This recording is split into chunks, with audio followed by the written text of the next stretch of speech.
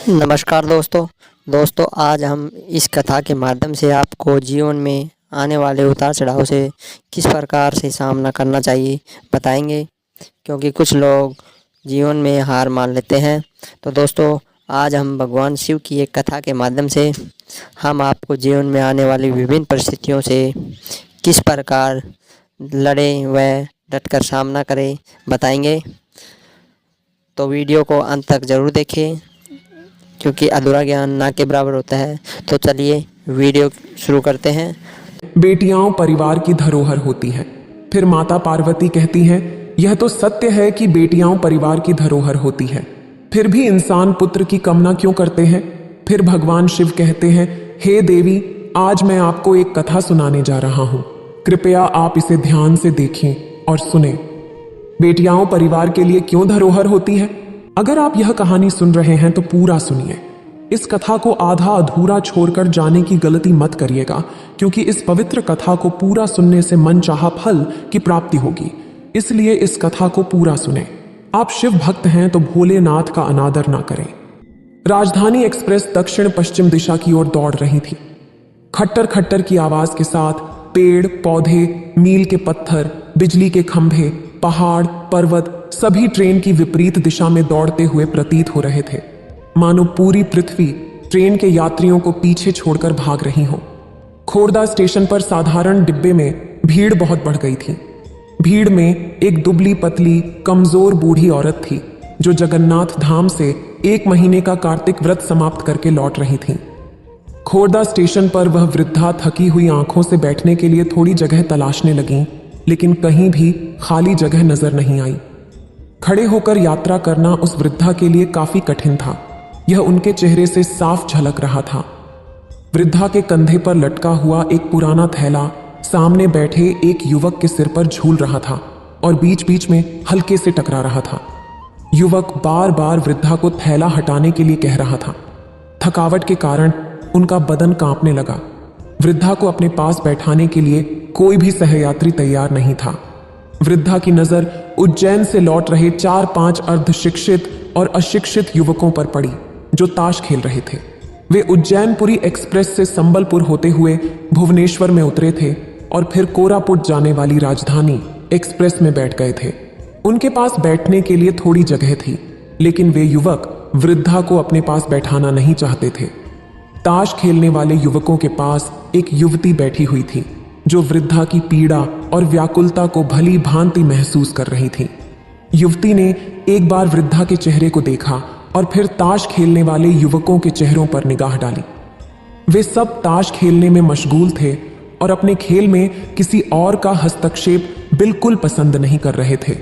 वे खेल रहे थे, हंस रहे थे और पास में बैठी युवती के सौंदर्य को कनखियों से देख रहे थे। ट्रेन निराकारपुर स्टेशन पार कर चुकी थी और भीड़ में वृद्धा की पीड़ा काफी बढ़ गई थी। युवती ने फिर एक बार वृद्धा के व्याकुल और पीड़ित चेहरे को देखा। बैठी हुई युवती और खड़ी हुई वृद्धा के बीच अटैची रखी थी, जिस पर चादर बिछाकर युवक ताश खेल रहे थे। वृद्धा के चेहरे को अपलक निहारते हुए युवती कुछ सोचने लगी। सोचते सोचते किसी निर्णय पर पहुंचने के बाद उसके होठों पर एक मुस्कान फैल गई। उसने वृद्धा को आमंत्रित करते हुए कहा, मौसी, आप यहां आइए, मेरे पास बैठिए। युवती की उदारता देखकर ताश खेलने वाले युवकों के मन में गुस्सा भर गया। उन्होंने एक दूसरे के चेहरों को देखा और फिर युवती पर अपना गुस्सा जाहिर किया।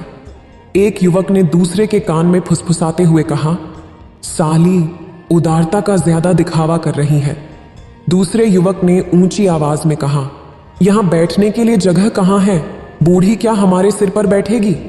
तीसरे युवक ने भी समर्थन करते हुए कहा, बूढ़ी को अंदर बिल्कुल आने मत दो, देखते हैं हमारा कौन क्या कर लेगा।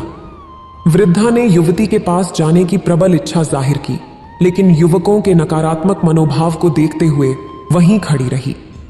युवती ने फिर से वृद्धा को अपने पास बैठने का निमंत्रण दिया। साहस बटोरते हुए जब वृद्धा युवती के पास जाने को तैयार हुई, तब युवकों ने उसे अंगुली दिखाते हुए कहा, ठहर जा बुढ़िया, हमारा खेल खत्म होने दो, हम ब्रह्मपुर में उतर जाएंगे, फिर आराम से बैठना। वृद्धा ने दीनता भरी आवाज में अनुनय किया। बाबू, मैं भी ब्रह्मपुर तक ही जाऊंगी। ट्रेन दौड़ रही थी। काफी देर खड़े रहने के कारण वृद्धा का थका हुआ और हल्का बदन ट्रेन के खट्टर खट्टर संगीत के साथ ताल मिलाते हुए कांप रहा था। फिर से एक बार वृद्धा ने युवकों से विनती करते हुए कहा, हे बाबू, तुम लोगों के खेल में बाधा बिल्कुल नहीं डालूंगी, मुझे जरा बैठने दो। वृद्धा द्वारा बार बार अनुरोध किए जाने से खेल की एकाग्रता नष्ट हो रही थी। एक युवक गुस्से में आकर कह उठा, ये खेल, पहले खेल खत्म हो जाने दे, फिर तेरे बैठने की बात सोचेंगे।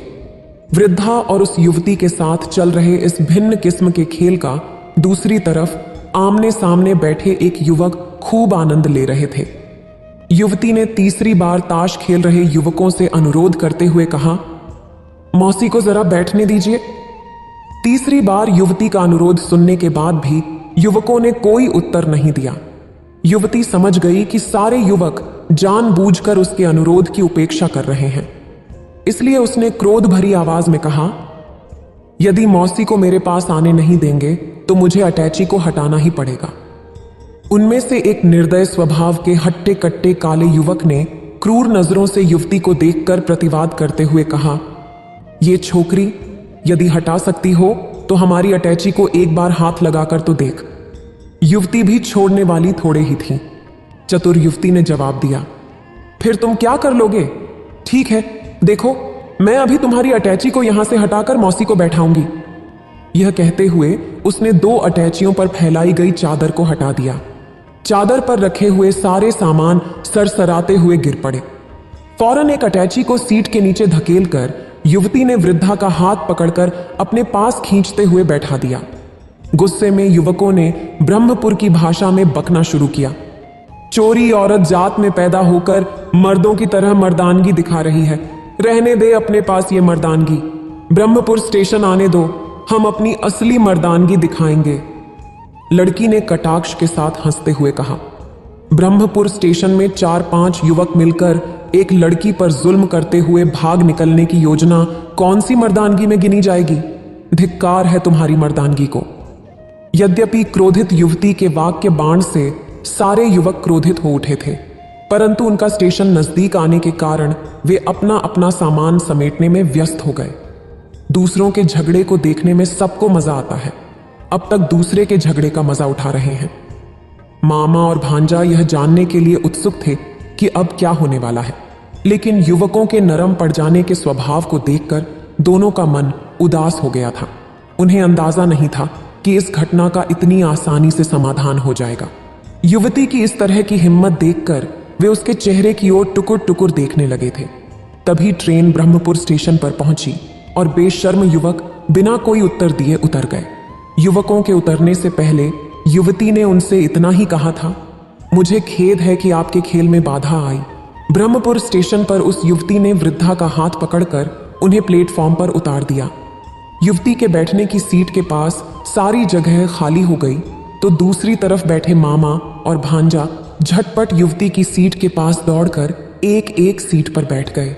मामा और भांजा यह सोचकर मन ही मन खुश हुए कि उस युवती के पास बैठकर यात्रा करने से यात्रा आनंददायक होगी। मामा ने युवती से कहना शुरू किया, समझे मैडम, आपकी बुद्धि और साहस की तारीफ किए बिना नहीं रह सकता। आपके शब्दों के तीरों से घायल होकर युवक इतने नरम पड़ गए कि वे जवाब देने की हिम्मत ही नहीं जुटा पाए। बेचारे सिर खुजलाते हुए चुपचाप चले गए। अब शायद कोरापुट जाएंगी। हम भी कोरापुट जा रहे हैं मेरे भांजे के लिए। लड़की देखने उन्होंने फिर अपना भाषण शुरू किया। मेरा भांजा धीरेंद्र है, मैं उसका मामा हूं, प्रभु प्रसाद पारही। संक्षेप में पीपीपी कहने से सारा उड़ीसा मुझे जानता है। हमारी पार्टी अभी सत्ता में है। ये लड़के अगर ज्यादा कुछ कहते तो मैं ब्रह्मपुर के एसपी को मोबाइल से बता देता। अब मेरे दोस्त का बेटा गंजाम का कलेक्टर है, वो सब कुछ संभाल लेता। फिर उन्होंने अपने भांजे का परिचय कराने के उद्देश्य से लड़की से कहा, मेरा भांजा धीरेंद्र एक बहुत बड़ी स्वैच्छिक संस्था का सर्वेसर्वा है। वह संस्था महिलाओं के लिए काम कर रही है और अंतर्राष्ट्रीय स्तर से अनुदान मिल रहा है। उनके ऑफिस में सैकड़ों कर्मचारी काम कर रहे हैं। उसे भी उड़ीसा के सारे बुद्धिजीवी अच्छी तरह जानते हैं, यानी एक लेखक के रूप में उसका खूब परिचय है। उसकी लिखी हुई किताब नारी सशक्तिकरण को लेकर साहित्य अकादमी ने उन्हें पुरस्कृत किया है। वह किताब अभी उड़ीसा के सभी विश्वविद्यालयों में पाठ्य पुस्तक के रूप में प्रचलित है। मामा की चापलूसी से भांजा धीरेंद्र गर्व से फूले नहीं समा रहा था। युवती की प्रतिक्रिया जानने के लिए उसने उसकी ओर देखा और एक कुटिल मुस्कान बिखेर दी। इस माहौल में मामा और भांजा की ट्रेन यात्रा और भी मजेदार हो गई थी। विजयनगर स्टेशन पर कुछ और यात्री उस साधारण डिब्बे में चढ़े। नए चढ़ने वालों में 3 युवक थे जिनके कंधों पर एक एक बैग लटक रहा था। वे अजीब तरह के कपड़े पहने हुए थे, जैसे बाघ की खाल जैसी चुस्त पैंट और द्व्यर्थी अंग्रेजी शब्दों वाले टी शर्ट। उनके हाव भाव से वे छात्र नहीं लग रहे थे। उनमें से चिंटू नामक युवक की नजर जैसे ही युवती पर पड़ी, वह चिल्लाने लगा, अरे बंटी, मिट्टू, यहां सीट खाली है, अबे आओ, यहां बैठते हैं। ऐसा कहते हुए चिंटू युवती के पास सटकर बैठ गया। दरवाजे के पास खड़े बंटी और मीटू भी तुरंत वहां आ पहुंचे। युवकों की इस तरह की हरकत देखकर मामा और भांजे का मूड खराब हो गया। उनके बैठने के तरीके से नाराज होकर मामा ने कहा, अरे बाबू, आगे बहुत जगह खाली है, यहां भीड़ में क्यों बैठ गए? मामा की बातें सुनकर चिंटू गुस्से में आकर बोला, मौसी, अब तुम ज्यादा बकबक मत करो। आजकल उपदेश बड़े सस्ते हो गए हैं, अपने उपदेश कहीं और जाकर बेचो। मौसा, तुम आगे क्यों नहीं जाते? झरोखे के पास बैठोगे तो पान की पीक डालने में भी सहूलियत होगी और खुली हवा भी मिलेगी। ऐसा कहते हुए चिंटू मामा के पास आकर बैठ गया। मामा ने बौखलाते हुए कहा, अरे ये तुम मेरे सिर पर आकर बैठोगे क्या? इस बार चिंटू ने व्यंग्य करते हुए सिनेमा का एक गीत गाकर मामा को चिढ़ाया, आई मैं क्या करूं, राम, मुझे बुढ़ा मिल गया। चिंटू की इस तरह की पैनी व्यंग्य भरी बातों से मामा जी तनिक लज्जित और अपमानित महसूस करने लगे और भांजे धीरेंद्र से सहायता की उम्मीद में उसकी ओर देखने लगे। लेकिन धीरेंद्र में उन युवकों को कुछ कहने की हिम्मत नहीं हुई। उन युवकों के बैठ जाने के बाद मामा और भांजे की ट्रेन यात्रा मानो बेमजा हो गई थी। ट्रेन अपनी सामान्य गति से आगे बढ़ रही थी। कुछ पल की शांति के बाद मिट्टू नामक युवक ने युवती को टेढ़ी नजर से देखते हुए पूछा, आप शायद दुर्गापुर तक जा रही हैं? युवती ने शालीनता से उत्तर दिया, हाँ, मैं कोरापुट लौट रही हूं। युवक ने फिर पूछा, आप क्या करती हैं? युवती ने उत्तर दिया, मैं कुछ नहीं करती, पुलिस का इंटरव्यू देने के लिए भुवनेश्वर गई थी। तीनों युवक एक दूसरे के चेहरे को देखने लगे। इसका मतलब था कि यह युवती अकेली है। फिर भी संदेह दूर करने के लिए उन्होंने फिर से युवती से पूछा, आप इंटरव्यू देने अकेली गई थीं? धीरेंद्र ने युवकों की बातों में हस्तक्षेप करते हुए कहा, लड़कियों का ट्रेन में अकेले यात्रा करना शायद आपको अजीब लगता है। नारी सशक्तिकरण के इस युग में महिलाओं को इतना कमजोर क्यों समझा जाता है? मैंने अपनी पुस्तक में महिलाओं की इस नई शक्ति का बारीकी से विश्लेषण किया है।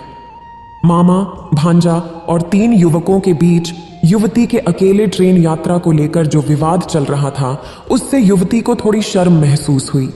वह समझ नहीं पा रही थी कि उसके अकेले यात्रा करने से इन लोगों का क्या संबंध है और इतना विवाद क्यों हो रहा है। बेटी अकेले ट्रेन से भुवनेश्वर इंटरव्यू देने जाएगी। लड़की के पिता इसके लिए राजी नहीं थे।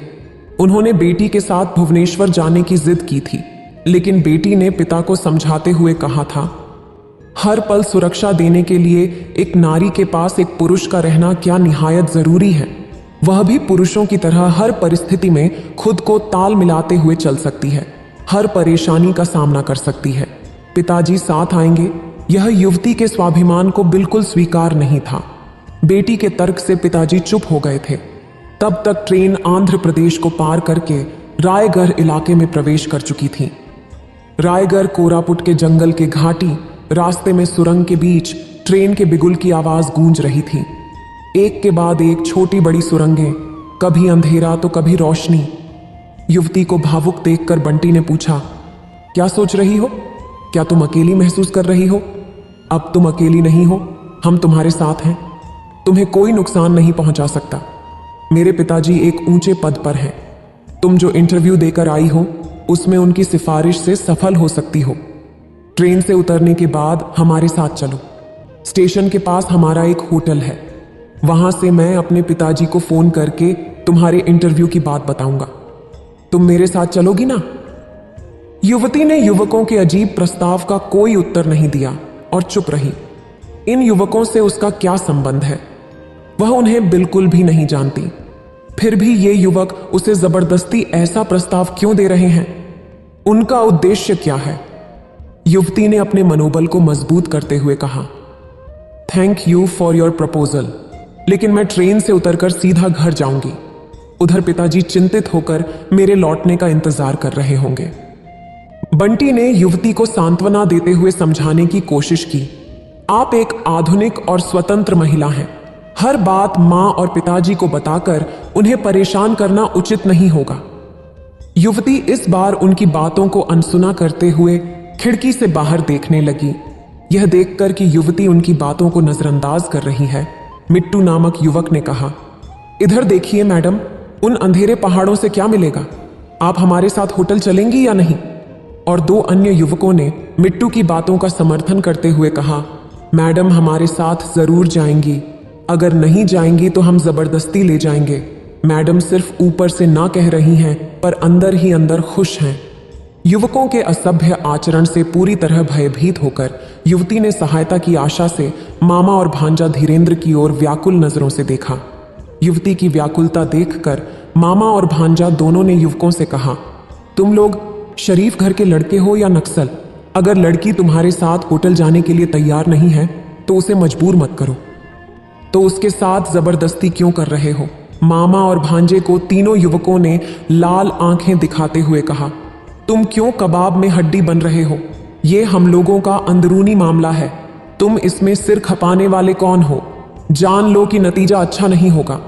ठीक उसी समय दो रेलवे पुलिस के जवान उस डिब्बे से होकर गुजर रहे थे।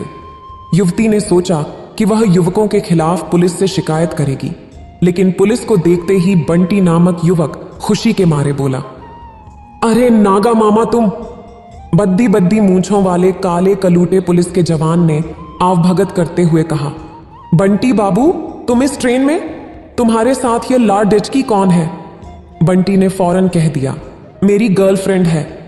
जीआरपी पुलिस नागा रेड्डी ने अपने साथी पुलिस को बता दिया, ये हमारी कॉलोनी के साधु बाबू के बेटे हैं। मामा और भांजा दोपहर तक कोरापुट स्टेशन में उतरकर लड्ढकी देखने के लिए सीधा पहुंच गए। लड्ढकी के पिता के घर पर लड्ढकी देखने से पहले शिष्टाचार की दृष्टि से चाय नाश्ता परोसा गया। चाय नाश्ते के दौरान ट्रेन यात्रा की अनुभूति का वर्णन करते हुए मामा भांजा ठहाके लगा रहे थे। अंत में कहा, हम नहीं होते तो उस लाडीडीडीएचकी का हाल क्या होता, क्योंकि पिताजी बेटी के साथ जाने की जिद कर रहे थे। इसीलिए ट्रेन में हुए हादसे के बारे में उसने अपने पिताजी को अब तक कुछ नहीं बताया था। चाय नाश्ता खत्म होने के बाद पिताजी घर के अंदर आए और बेटी से कहा, बेटी तू अब तक तैयार नहीं हुई? वे लोग लड़की देखने आए हैं ना?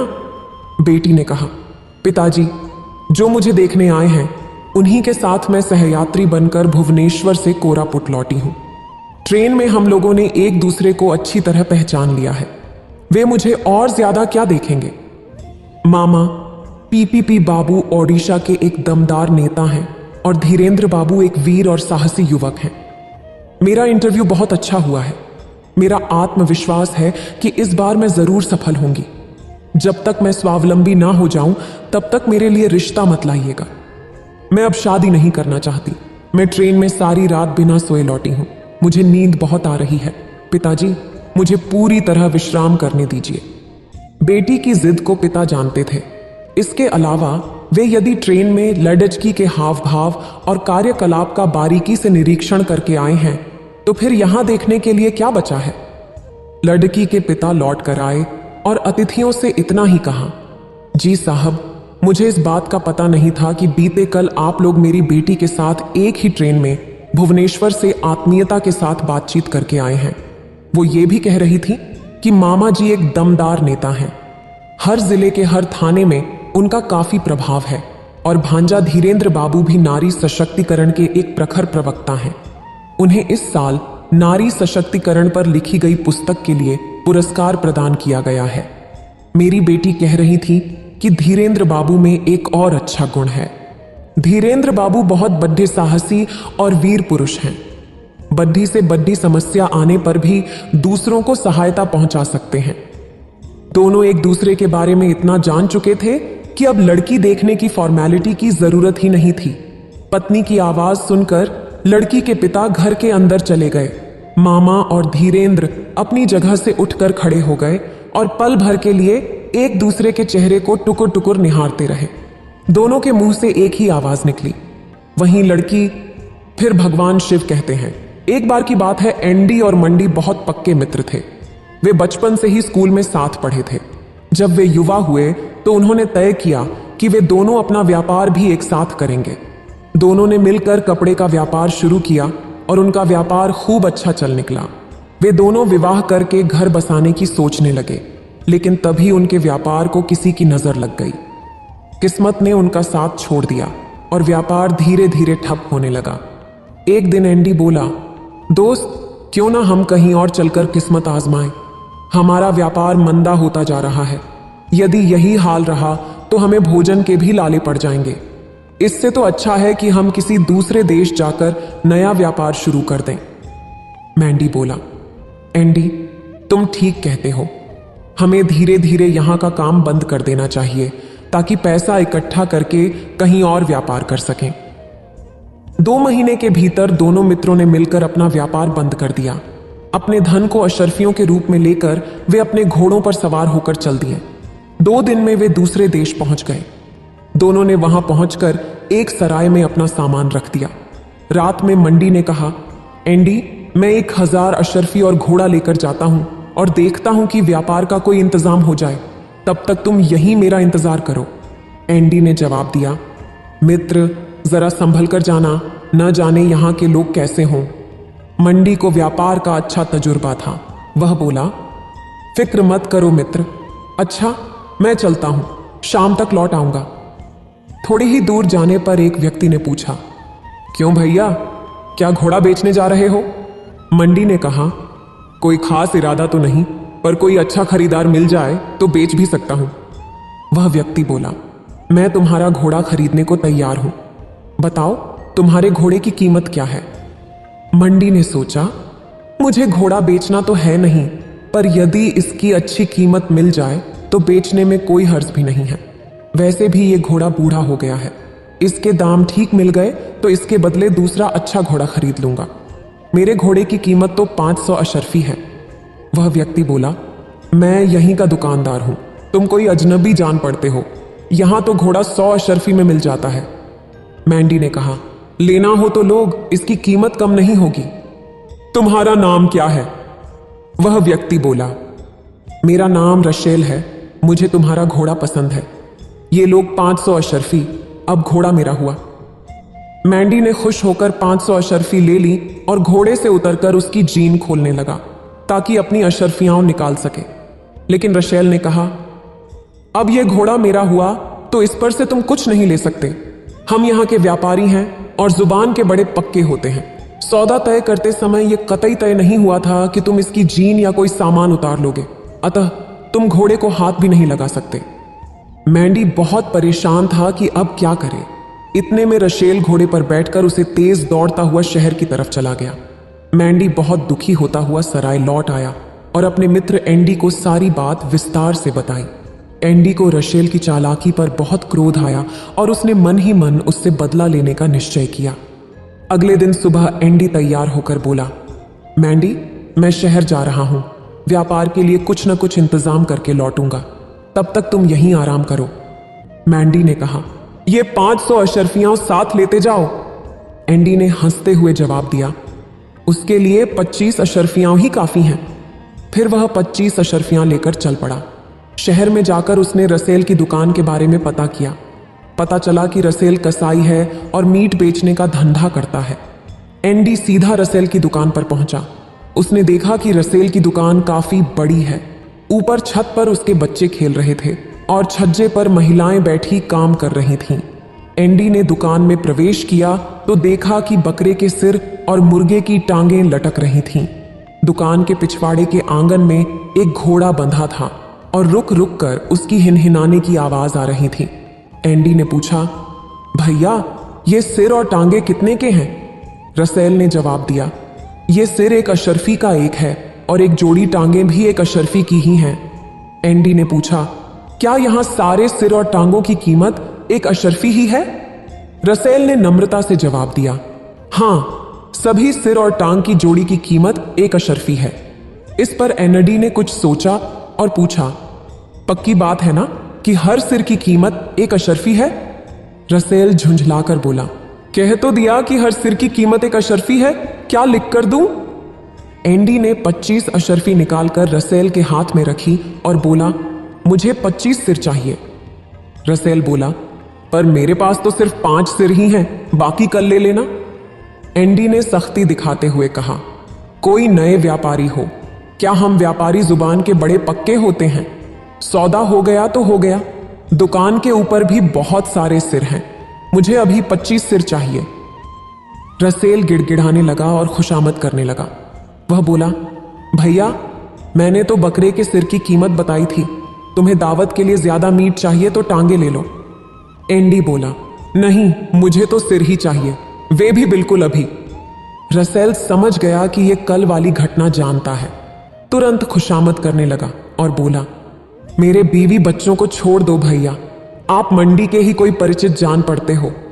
लो भैया, आप अपना घोड़ा भी ले जाओ और 1000 अशरफी भी ले जाओ, पर मेरे बीवी बच्चों की जान बख्श दो। एंडी ने अपनी 1000 अशरफियां और घोड़ा लिया और सराय के लिए चल दिया। एक लोमड़ी थी, वह गांव के सभी घरों में खाने की चीजों की चोरी करने जाया करती थी। एक दिन वह लोमड़ी रंगसाज के घर में घुस गई। असावधानी से वह नील के बड़े बड़े मग में गिर गई और उसका पूरा शरीर नील के रंग से रंग गया। मग से बाहर निकलने के बाद लोमड़ी का शरीर बिल्कुल नीला हो गया।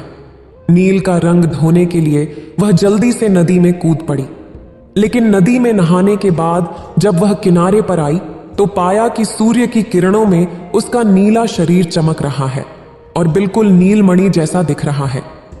उसे देखकर दूसरी लोमड़ियां बहुत हैरान हुई और कौतूहल से पूछा, तुम कौन हो?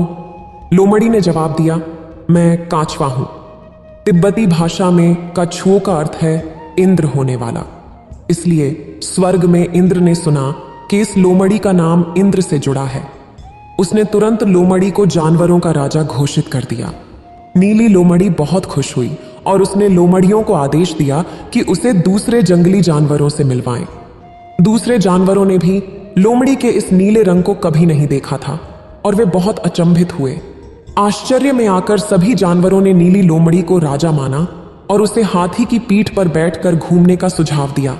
इसके बाद हर सुबह यात्रा के वक्त सबसे आगे बाघ और उसके पीछे अन्य जंगली जानवर रास्ता बनाते थे और उनके पीछे पीछे लोमड़ी हाथी पर शान से बैठी इतराते हुए चलती थी। नीली लोमड़ी की मां भी जीवित थी, वह एक दूसरी पहाड़ी गुफा में रहती थी। नीली लोमड़ी ने अपनी मां को पत्र लिखकर शोभा यात्रा में शामिल होने का निमंत्रण दिया। संदेशवाहक ने पत्र मां लोमड़ी को पहुंचाया। पत्र में लिखा था, पूज्य माता जी, तुम्हारा पुत्र अब राजा बन गया है, कृपया मेरे पास आओ और एक साथ सुखमय जीवन का आनंद लें। मां लोमड़ी ने संदेशवाहक से पूछा, राजा, लोमड़ी के मातहत कौन कौन है? जवाब मिला, हमारी लोमड़ियों के अलावा शेर, बाघ और हाथी भी हैं। यह सुनकर मां लोमड़ी घबराई और बोली, यह कोई खुशखबरी नहीं है, मैं नहीं जाऊंगी। संदेशवाहक खाली हाथ लौटा और जंगली जानवरों के बीच चिल्लाया, गजब की बात है, हमारा राजा असल में एक लोमड़ी है। मैं अभी उसकी मां से मिलकर लौटा हूं, मैंने खुद देखा है कि वह असली लोमड़ी है। अन्य लोमड़ियों ने यह सुनकर असलियत जाननी चाही और ऊंची आवाज में चिल्लाए, तुम असलियत बताओ, नहीं तो हम तुम्हारे शरीर के रंग को साफ करेंगे। फिर भी नीली लोमड़ी धैर्य का स्वांग करती रही, लेकिन हाथी की पीठ पर बैठे हुए उसकी नाराजगी की वजह से उसके मुंह से लोमड़ी की आवाज निकली। इस तरह उसका पोल खुल गया। हाथी को अपमानित महसूस हुआ और वह गुस्से में बोला, तू लोमड़ी है, कैसे मेरी पीठ पर बैठने की हिम्मत हुई? उसने लोमड़ी को पकड़कर जोर से जमीन पर पटक दिया और अपने बड़े पांव से उसे दबाकर जान से मार दिया। पूरी दुनिया के लोग किसी न किसी पवित्र वस्तु, मंदिर, पहाड़ और नदियों की परिक्रमा करते हैं। यह सृष्टि के रचयिता की आराधना और सत्कार करने का एक प्राचीन तरीका है। नदी और पर्वत की परिक्रमा को कोहरा कहा जाता है। स्वायत्त प्रांत के निगारी क्षेत्र में खांगर इम पहुंचे नाम का पवित्र पर्वत स्थित है, जो किसी की स्मृति से कहीं पुराना पवित्र स्थल है। विभिन्न धर्मों के अनुयायी इस पर्वत की परिक्रमा करने के लिए यहाँ आते हैं, जिसे कैलाश और मेरू पर्वत के नाम से भी जाना जाता है। यह पवित्र पर्वत हिंदू, बौद्ध, सिख, जैन और बोन सहित कई धार्मिक परंपराओं को मानने वाले लोगों के लिए समान रूप से आदरणीय है। पूर्व में स्थित खाम प्रदेश में एक धार्मिक और तपस्वी महिला रहती थी, जिसने एक पुत्र को जन्म दिया। वह पुण्य प्राप्त करने की अभिलाषा से अभिभूत थी। उसने मन ही मन सोचा कि कहते हैं खांग रिनपोछे का कोरा करने से सर्वाधिक पुण्य प्राप्त होता है, अतः मैं अपने पुत्र को साथ लेकर जाऊंगी ताकि हम दोनों को ही पुण्य प्राप्त हो और हमें भगवान महादेव का आशीर्वाद मिले। अपने परिवार वालों और मित्रों को प्रणाम करके वह निकल पड़ी और कई महीनों तक अपने पुत्र के साथ चलती रहीं। उन्हें ठंडे और सूखे मरुस्थलीय और घने घास के मैदानों को पार करना था। जहां जंगली गधे झुंडों में दौड़ते थे, वहां काली गर्दन वाले सारस का समूह आसमान में कुड़कुड़ाता रहता था और हिरण घुटनों तक ऊंची ऊंची घास पर छलांग लगाते थे। उनकी यात्रा के दौरान उन्हें कई धर्मयात्री मिले, जो मुस्कुराते हुए और मंत्रों का जाप करते हुए राह में चलते थे। हिमालय के दक्षिणी भाग से आए हुए हिंदू सन्यासी ओम नमः शिवाय का जाप करते थे। कभी कभी उन माँ बेटे को मैदानों में तेज गति से भागते जंगली कुत्तों के अलावा कुछ नहीं दिखता था। कई महीनों के बाद वे दोनों आखिरकार खान अग्रिम पहुंच ही गए। माता ने अपने पुत्र को अपनी पीठ पर दुशाला में सुरक्षित तरीके से बांधा और अपनी चढ़ाई शुरू की। जैसे ही वह पहाड़ पर पहुंची, उसे भूख और प्यास का अनुभव होने लगा, लेकिन वह जानती थी कि ड्रोलमा मार्ग कोरा के लिए सबसे ऊंचा स्थान था। इसलिए उसकी चढ़ाई पूरी करने के बाद उसे सांस लेने और आराम करने के लिए पहाड़ के दूसरी तरफ आसानी होगी। अपने पुत्र को अपने सीने से चिपकाकर वह हर सांस के साथ ओम मणि पद्मे हूं का जाप करती रही और अपनी चढ़ाई को आगे बढ़ाती रही। अंततः उसने ड्रोलमा पास की चढ़ाई पूरी की और अपनी प्रार्थना के लिए धन्यवाद अर्पित किया। उसे बहुत प्यास लग रही थी, लेकिन वहां पीने के लिए पानी नहीं था और उसके आसपास जमा बर्फ की पतली परत कीचड़ से लथपथ थी। उसे नीचे देखने पर कुछ छोटे तालाब दिखाई दिए, लेकिन वे उस रास्ते से लगभग 50 मीटर दूर थे। माता जानती थी कि ये तालाब डाकिनी के स्नान करने के लिए बने तालाब हैं। डाकिनी एक देवी थी जिसका स्वभाव अच्छे लोगों के लिए बहुत अच्छा और बुरे लोगों के प्रति क्रोधित होता था। हिंदू उसी तालाब को गौरी, जो कि भगवान शिव की पत्नी है, के नहाने का कुंड कहते हैं। तिब्बत में डाकिनी को खादरो मां के नाम से जाना जाता है। धर्मशास्त्र के अनुसार प्यासे श्रद्धालु जानते थे कि किसी के भी द्वारा डाकिनी के घर की शांति को भंग करना डाकिनी को बिल्कुल नहीं भाता था। परंतु अपनी प्यास को सहन न कर पाने के कारण माता खुद को रोक नहीं पाई और तालाब के पास नीचे उतर आई। पानी पीने के लिए वह नीचे झुकी। उसे इतनी अधिक प्यास लगी थी कि वह तालाब में झुककर पानी पीने लगी। अचानक उसका पुत्र, जिसे उसने अपनी दुशाला की सहायता से अपनी पीठ पर बांध रखा था, फिसलकर तालाब के बर्फ जैसे ठंडे पानी में गिर गया। नहीं, नहीं, वह चिल्लाई। उसने घबराते हुए तेजी से अपने पुत्र को बाहर खींचने का प्रयास किया, परंतु तालाब के अत्यंत ठंडे पानी के कारण उस बच्चे की मृत्यु हो गई। माता का हृदय शोक में डूब गया। वह अपने चेहरे को नोचने लगी और अपनी छाती पीटते हुए बिलख बिलख कर रोने लगी।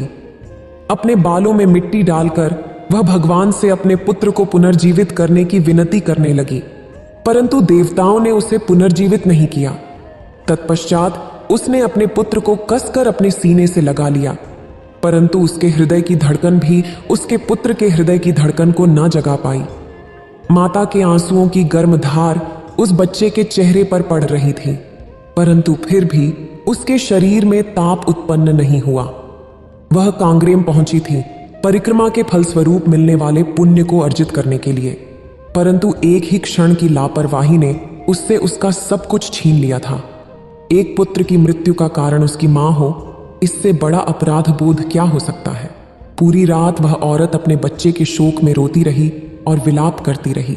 सुबह के समय जब रो रो कर उसका गला दर्द करने लगा और उसकी आंखों के आंसू सूखने लगे, तब पश्चाताप करने के उद्देश्य से उसने निर्णय लिया कि उसे अपना कोरा पूरा करना चाहिए ताकि उसके द्वारा किए गए पाप का पश्चाताप हो सके। वह पर्वत के आगे प्रार्थना करने लगी, हे कांग्रेम, मैं तुमसे अनुरोध करती हूं, मेरे पाप को क्षमा कर दो और इस असहनीय विपत्ति से मुझे बचा लो। जब तक मुझे ऐसा कोई संकेत नहीं मिलता कि तुमने मुझे क्षमा कर दिया है, मैं तुम्हारे चारों ओर यूं ही चक्कर लगाती रहूंगी। अब या तो मुझे पूर्ण रूप से पाप से मुक्ति नहीं मिलेगी या फिर मृत्यु ही मुझे यहां से दूर कर सकती है। अपने हृदय के बोझ को हल्का करने के लिए उसने कोरा करना शुरू किया। उसने प्रार्थना करते हुए पूर्व तीर्थयात्रियों के स्वयं के शरीर द्वारा 52 किलोमीटर लंबा रास्ता पार किया। गुफाओं में योग और साधना करने वाले लंबे बालों वाले सन्यासियों को पीछे छोड़ते हुए वह अपनी यात्रा पर आगे बढ़ती रही। उसने किसी से भी खाने या पीने के लिए कुछ नहीं मांगा। जब वह ड्रोलमा पास पर चढ़ाई करती थी, तब वह अभिलाषा और तृष्णा भरी आंखों से उस तालाब की ओर देखती थी जहां उसने अपने पुत्र को खोया था। उसने 10 से 12 कोरा संपन्न किया, परंतु अभी भी अपराध बोध से मुक्ति के कोई संकेत नहीं मिल रहे थे। उसने सभी पवित्र पर्वतों की परिक्रमा की, परंतु अपने 13वें कोरा तक वह थक कर चूर हो चुकी थी और खुली आंखों से एक और कदम आगे बढ़ा पाने में असमर्थ थी। अतः वह झपकी लेने के लिए वहीं पास की एक चट्टान पर लेट गई। जब उसकी आंख खुली तो उसने पाया कि जिस चट्टान पर वह लेटी थी वहां उसके हाथ, पैर और शरीर के गहरे निशान बने हुए थे। उसे समझते देर न लगी कि कांग रिनपोछे ने उसे क्षमा कर दिया था और उसके दुख व विषाद को दूर कर दिया था। चट्टान पर बने निशान इस बात के सूचक थे। उसने पर्वत को प्रणाम किया और नए सिरे से जीवन की शुरुआत करने के उद्देश्य से अपने गांव की ओर रवाना हुई। इतना कहकर भगवान शिव इस कथा को समाप्त करते हैं। इस वीडियो को बोलते समय कोई त्रुटि हो तो मैं क्षमा चाहती हूँ। उम्मीद है आप सभी को यह वीडियो अच्छी लगी होगी। अगर आप शिव के सच्चे भक्त हैं तो चैनल को सब्सक्राइब और वीडियो को लाइक करके कमेंट में हर हर महादेव लिख दीजिए।